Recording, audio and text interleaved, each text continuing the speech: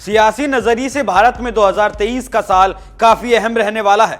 देश में इस साल कुल 10 राज्यों में चुनाव होने हैं। पूर्वोत्तर के 3 राज्य त्रिपुरा, मेघालय और नागालैंड में चुनाव हो चुके हैं। वहीं अप्रैल मई में दक्षिण भारतीय राज्य कर्नाटक में विधानसभा चुनाव की प्रक्रिया पूरी हो जाएगी।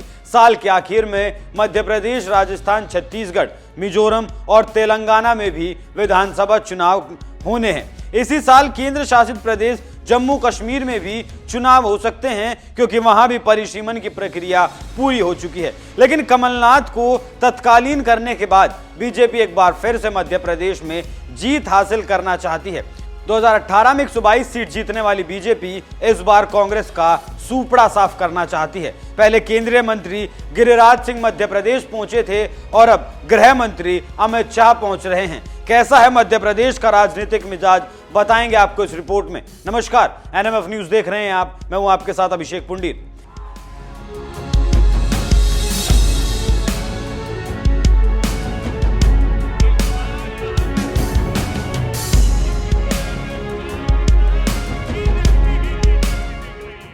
पहले विधानसभा और फिर लोकसभा चुनाव। मध्य प्रदेश में बीजेपी इस बार कमलनाथ को उनके गढ़ छिंदवाड़ा में घेरने की तैयारी कर रही है। छिंदवाड़ा कमलनाथ का अभेद गढ़ बन चुका है। सिर्फ एक बार की बात को अगर छोड़ दें तो इस सीट से वो लगातार सांसद और विधायक चुनकर आते रहे हैं। उनकी जगह अब उनका बेटा नकुल नाथ वहां से सांसद है। 2019 के आम चुनाव में कांग्रेस 29 में से सिर्फ यही लोकसभा सीट बचा पाई थी। इसलिए इस बार बीजेपी की नजर छिंदवाड़ा पर है। वो कांग्रेस से ये एकमात्र सीट भी छीनने की तैयारी कर रही है। इसके लिए अभी से नाकाबंदी भी शुरू की जा चुकी है। शुरुआत पार्टी के दिग्गज नेता अमित शाह के दौरे से मानी जा रही है।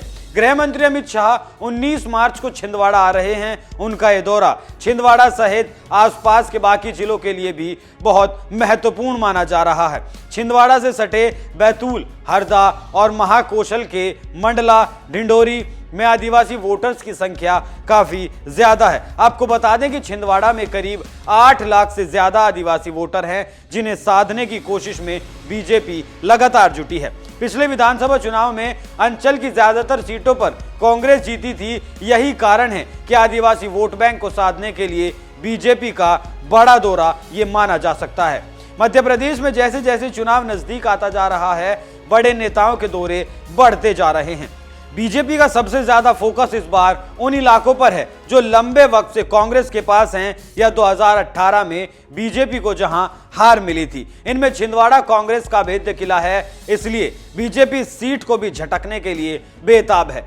राजनीति के चाणक्य माने जाने वाले केंद्रीय गृह मंत्री अमित शाह कमलनाथ के गढ़ में हुंकार भरने आ रहे हैं। छिंदवाड़ा कांग्रेस का भेद किला है। कमलनाथ लगातार यहां से सांसद रहे हैं। जब कमलनाथ मध्य प्रदेश के मुख्यमंत्री बने तो विधानसभा चुनाव लड़कर यहीं से विधायक बनकर संसद पहुंचे थे। इसके बाद उनके बेटे नकुल नाथ अभी वहां से सांसद हैं। हाल ही में नगरीय निकाय चुनाव में भी छिंदवाड़ा की जनता ने कांग्रेस का ही मेयर चुना। देश में जब मोदी लहर थी, उस लहर में भी मध्य प्रदेश की 29 में से 28 सीटों पर कांग्रेस को हार का सामना करना पड़ा था, लेकिन छिंदवाड़ा की सीट बचाने में कांग्रेस कामयाब रही थी। वजह थे कमलनाथ। यही कारण है कि अब देश की राजनीति के चाणक्य कहे जाने वाले केंद्रीय गृह मंत्री अमित शाह छिंदवाड़ा सीट को भेदने के लिए मध्य प्रदेश पहुंच रहे हैं। तो ऐसे में माना जा सकता है कि कमलनाथ को उनके घर में ही घेरने की रणनीति 2023 और 2024 के लिहाज से बीजेपी करने में जुट चुकी है।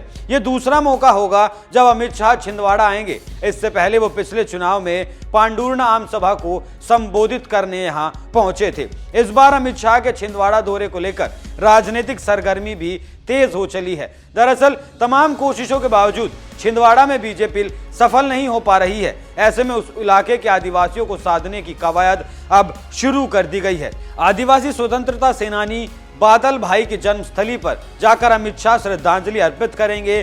2023 विधानसभा चुनाव से पहले बीजेपी आदिवासियों को लुभाने में जुटी है। पिछले 2-3 सालों में इसकी झलक देखने को मिली है। इसका अंदाजा इस बात से लगाया जा सकता है कि सतना के बाद अब गृह मंत्री अमित शाह छिंदवाड़ा आने वाले हैं। मध्य प्रदेश के छिंदवाड़ा पहुंचे केंद्रीय ग्रामीण विकास और पंचायत मंत्री गिरिराज सिंह ने कमलनाथ को बड़ी चुनौती भी दी थी। गिरिराज सिंह ने दावा किया था कि इस बार का विधानसभा चुनाव अलग होने वाला है। इस बार न सिर्फ छिंदवाड़ा की 7 सीटों पर भाजपा का परचम लहराएगा, बल्कि मध्य प्रदेश की सभी 230 विधानसभा सीटों पर भी पार्टी का कब्जा रहेगा। कमलनाथ पर कटाक्ष करते हुए उन्होंने कहा कि भाजपा पूरे प्रदेश में 200 सीट पर चुनाव जीतने की रणनीति तैयार कर रही है। चुनाव के बाद कमलनाथ को मदिरा प्रदेश की भी याद दिलाई जाएगी।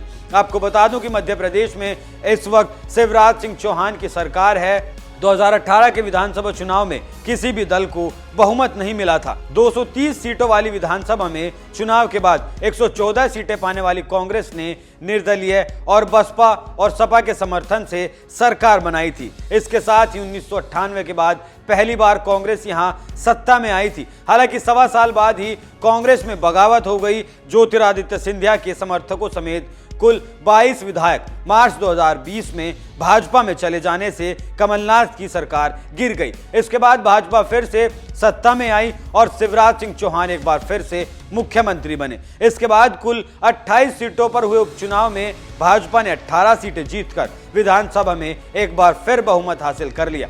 राज्य में अगला विधानसभा चुनाव नवंबर या दिसंबर में होने की उम्मीद है। भाजपा के सामने जहां अपने प्रदर्शन को सुधारने की चुनौती होगी, वहीं मुख्य विपक्षी कांग्रेस सत्ता विरोधी लहर पर सवार होकर एक बार फिर से सरकार में आने की कोशिश करेगी। आप इस खबर पर क्या राय रखते हैं, हमें कमेंट करके जरूर बताएं। नमस्कार।